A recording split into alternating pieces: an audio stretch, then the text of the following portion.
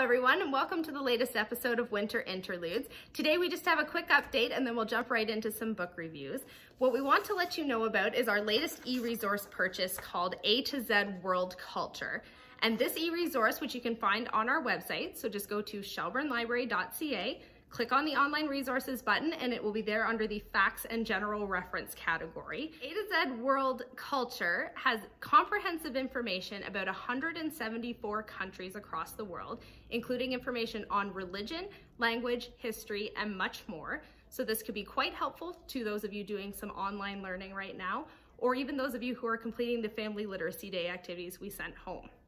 Now that the business is all over with, Rose, what do you have for us today? Well, Jade, today of all days, in the midst of a great snowstorm, I'm talking about these lovely seed catalogs and the excitement I'm getting from looking through them at this time of the year.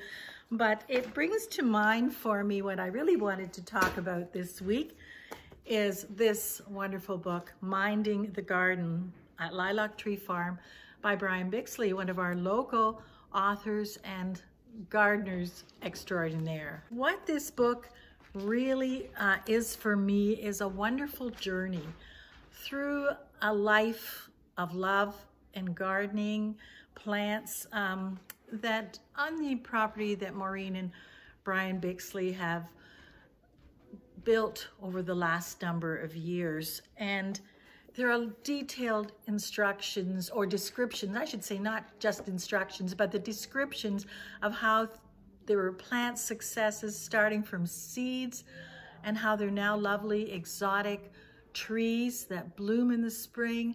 How there were some failures, but going through those is kind of a learning experience for the rest of us. So I'm finding that really helpful, and at the same time, it's a good read.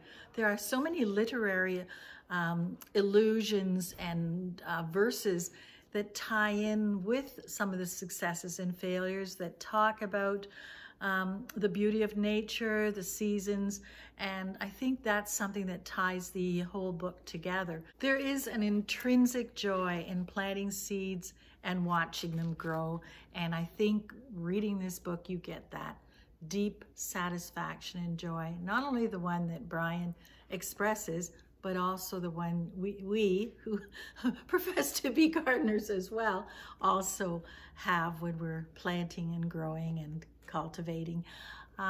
We have this book in the library, so for sure put a hold on it, although I know it's going out somewhere today, saw it going out, but I value it so much I purchased my own, and I've since also bought 2 copies of my own for gifts of the book.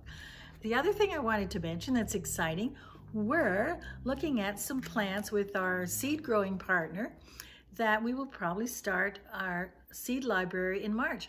All, of course, depending on some of the rules and protocols in place and whether we can make this work. But it was quite successful last year, so look forward to that. I'm also very excited to hear about the partnership with our seed library, hopefully coming to you guys a little later in the early spring. And I would also echo Rose's sentiments that Minding the Garden is a great book and you should definitely check it out.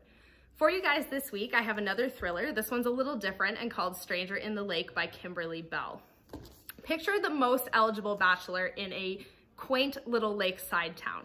Paul Keller is rich. He's got a mansion up on the hill overlooking the lake, seemingly great friends, and a relatively close family. He comes with a bit of a tragic past. His first wife, Catherine, was found drowned under their dock. She was an Olympic swimmer, so that's a little bit fishy, and of course Paul becomes the prime suspect. He's never formally charged in what the police department is sure is a murder, but that cloud sort of looms over him for many years of his life. Then he meets his latest wife, Charlie, now Charlotte, who used to live on the impoverished, kind of shady side of town. She's really elevated herself, moved into this mansion on the hill with Paul, and she sees Paul in town one day talking to this woman she doesn't know. And then wouldn't you know it, the next morning her body ends up where? Under their dock. Of course it looks like Paul's guilty again, and I think most thriller readers might sort of figure out who done it before the end, but it's still probably a 3 out of 5 star read and worth checking out from the library. We want to thank you guys for participating in another one of our virtual programs. If you enjoyed this video, please like and subscribe to our YouTube channel.